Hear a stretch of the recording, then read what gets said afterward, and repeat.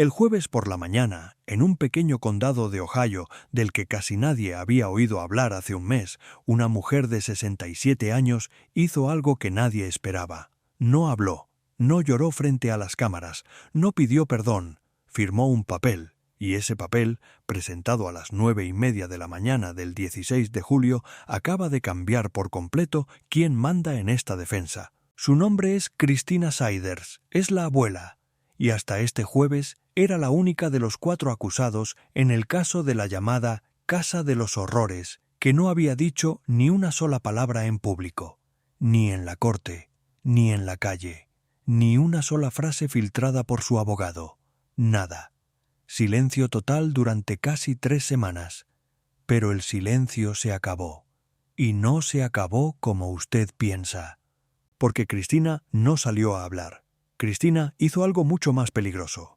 Contrató a su propia abogada, una mujer llamada Candra Roberts, y a través de ella presentó una moción para que el juez ordene que nadie, absolutamente nadie relacionado con el caso, pueda volver a hablar en público de la evidencia, de los testigos, ni de los 16 niños rescatados, ni los fiscales, ni el sheriff, ni siquiera los medios que cubrían el caso cada día. En lenguaje de tribunales eso se llama moción de no diseminación. En lenguaje sencillo se llama tapar la boca a todo el mundo. Y es la segunda vez en 3 días que alguien de esta familia lo pide. Le voy a ser muy claro con usted. Yo llevo años cubriendo este tipo de casos y le puedo decir con la mano en el corazón, cuando una abuela de 67 años, que hasta ese momento no había movido un dedo, contrata a su propia abogada, distinta de la del hijo, y su primer movimiento no es defenderse ni explicar nada sino callar a todo el condado, algo muy grande viene por detrás.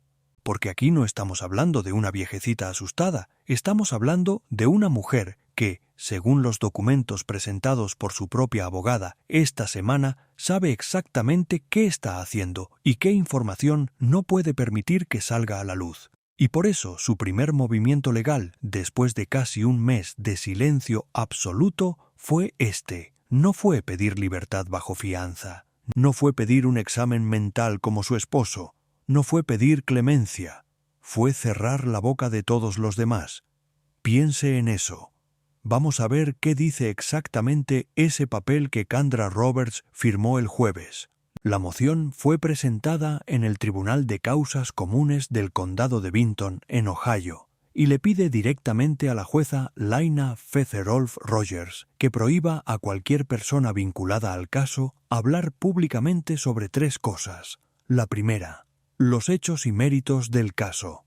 La segunda, la evidencia y todo el material del descubrimiento, es decir, fotos, videos, reportes médicos, declaraciones de los niños. Y la tercera, la más importante y la que casi nadie ha notado, el carácter, la reputación y la credibilidad de los testigos y de las presuntas víctimas.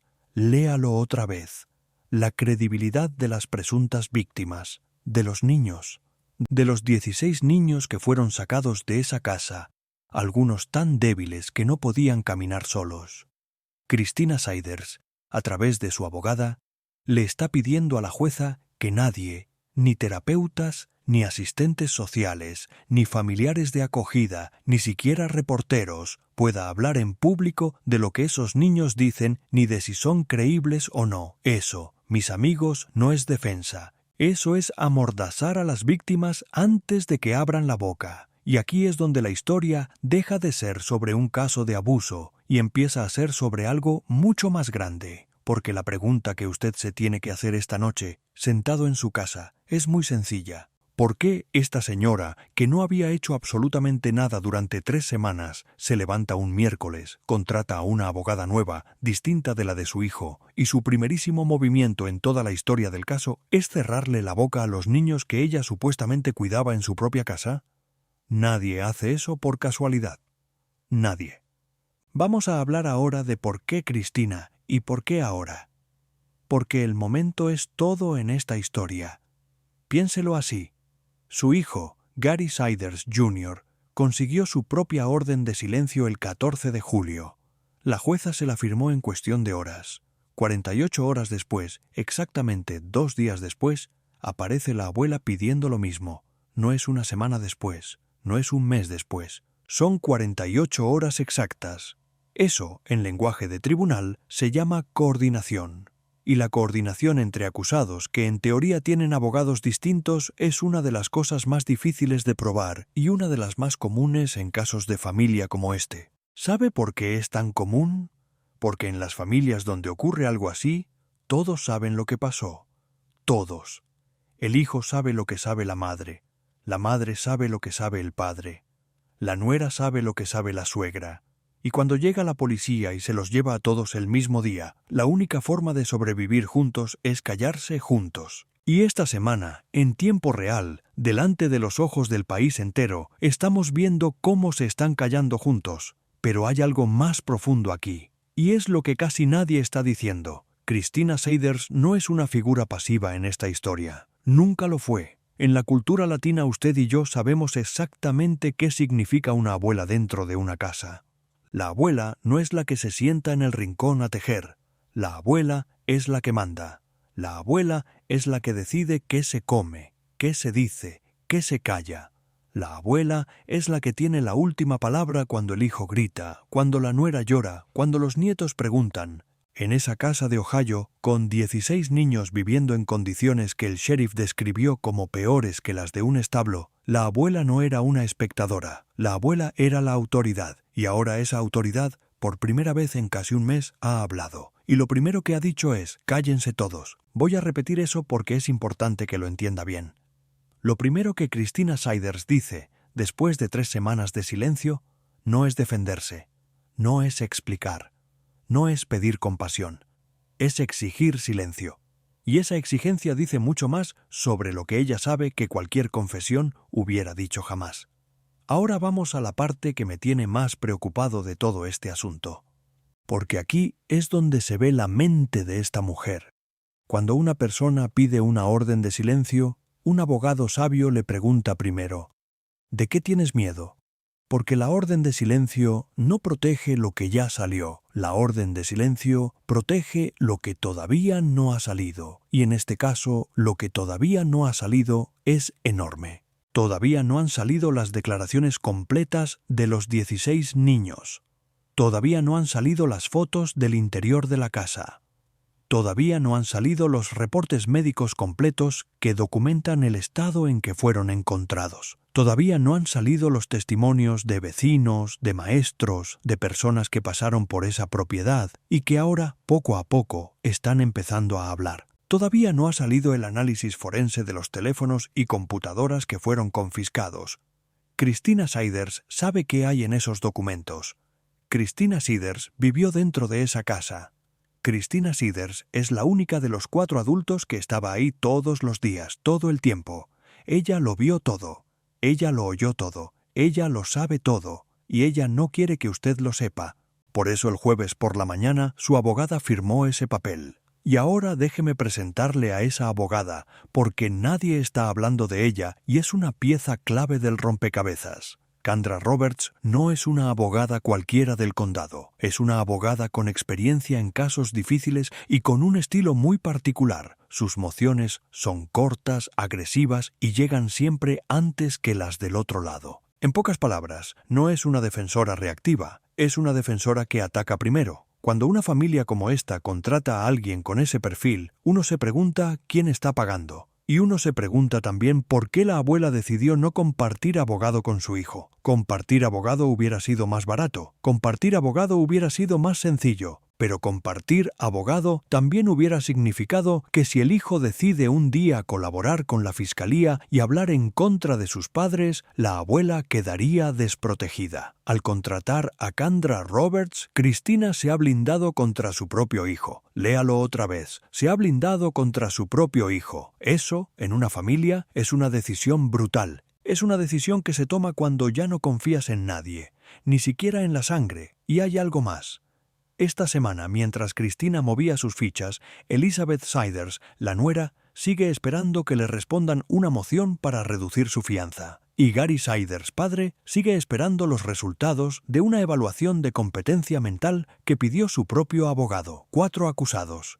4 abogados distintos, 4 estrategias que ya no coinciden entre sí. La familia unida que se sentó junta en la primera audiencia hace un mes ya no existe, está rota. Ahora imagínese lo siguiente conmigo. Imagínese que usted es la jueza Laina Fetherolf Rogers. En su escritorio tiene 2 mociones idénticas. Una la firmó hace 4 días, la otra llegó el jueves. Y del otro lado, la fiscalía, el fiscal general del Estado y decenas de reporteros de todo el país mirando cada palabra que usted escriba. Si la jueza dice que sí, si aprueba la moción de Cristina como aprobó la de Gary Jr., todo lo que hemos escuchado hasta ahora se congela. Se acaban las conferencias de prensa, se acaban las declaraciones dramáticas del sheriff, se acaban las entrevistas de los familiares que están hablando. El caso desaparece de la vista del público hasta el día del juicio, que puede tardar más de un año. Y para entonces, los 16 niños ya son historia vieja, ya ganó la defensa antes de que empiece el juicio.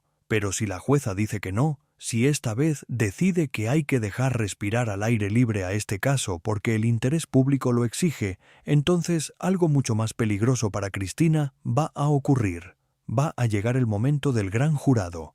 Y en el gran jurado, cada palabra que se dijo, cada foto que salió, cada testimonio que se compartió cuenta. La opinión pública ya está formada, y Cristina, la abuela silenciosa, se convierte de la noche a la mañana en la villana que todo el país está esperando ver caer. Por eso la moción del jueves no es un trámite.